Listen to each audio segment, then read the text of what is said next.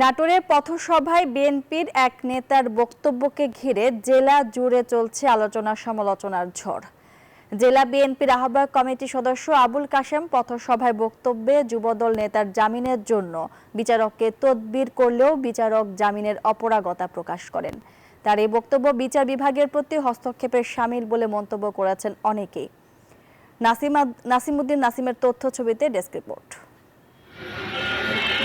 গত ৮ জুন জেলা বিএনপির আহ্বায়ক কমিটির সদস্য আবুল কাশেম লালপুর উপজেলার একটি পথসভায় বক্তব্য দেওয়ার সময় বলেন, তার দলের এক নেতার জামিনের জন্য বিচারককে ফোন দিয়েও লাভ হয়নি। এতে তিনি মনক্ষুণ্ণ হয়ে পথসভাতেই দলীয় নেতাকর্মীদের সামনে বিষয়টি নিয়ে ক্ষোভ প্রকাশ করেন। আজকে বাংলাদেশ জাতীয় দল করি, কিন্তু সে যুব দলের প্রচার সম্পাদক হয়ে তার জামিন হয় না।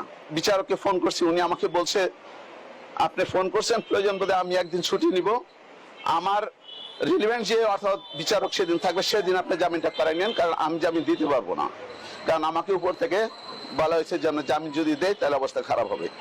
এই হচ্ছে আমাদের দল। ওয়ারেন্ট আসামিকে পাশে নিয়ে বিএনপি নেতার এমন বক্তব্য সামাজিক যোগাযোগ মাধ্যমে ছড়িয়ে পড়ার পর জেলা জুড়ে চলছে আলোচনা সমালোচনার ঝড়।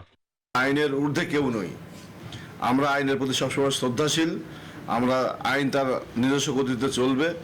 এবং যদি কেউ বিএনপির বান্ডেল থাকলে প্রতি সেনমানিতে টাকা বাঁচবে। বিকাশ সেনমানি বান্ডেল কিনে জিতুন প্রতি লেনদেনে। আইনকে প্রভাবিত করার চেষ্টা করে বা অন্যদিকে নিয়ে যাওয়ার চেষ্টা করে, এটা তার ব্যক্তিগত ব্যাপার। আমরা মনে করি তিনি যে বক্তব্য দিয়েছেন এর 31 দফার পরিপন্থী। আমরা যুবদল বা বিএনপি পরিবার আমরা এর তীব্র নিন্দা জানাই। একজন নেতা জনসভা করে বলতেছে যে আমি বিচারককে চাপ দিয়েছি জামিনের জন্য।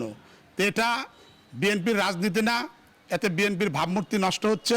আইনকে প্রভাবিত করার চেষ্টা করা অন্যায়, এবং আমাদের নেতা তারেক রহমান বলেছেন যে আগামী যে 31 দফার মধ্যে আছে এদেশে আইনের শাসন হবে, কেউ শৃঙ্খলা ভঙ্গ করে সেটারও বিচার হবে। আইনজীবীরাও তার এই বক্তব্যকে আদালত অবমাননার শামিল এবং আইনের শাসনের পরিপন্থী বলছেন। সেপারেশন অফ দ্য জুডিশিয়ারিতে কোনো মামলার বিষয়ে হাকিমের কাছে কোনো তদবির করা এটা আইনসঙ্গত নয়।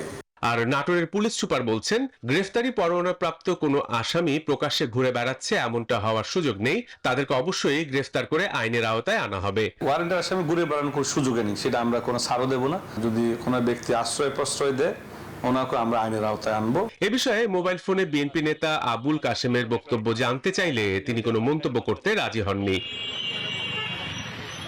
Desk report, news 24।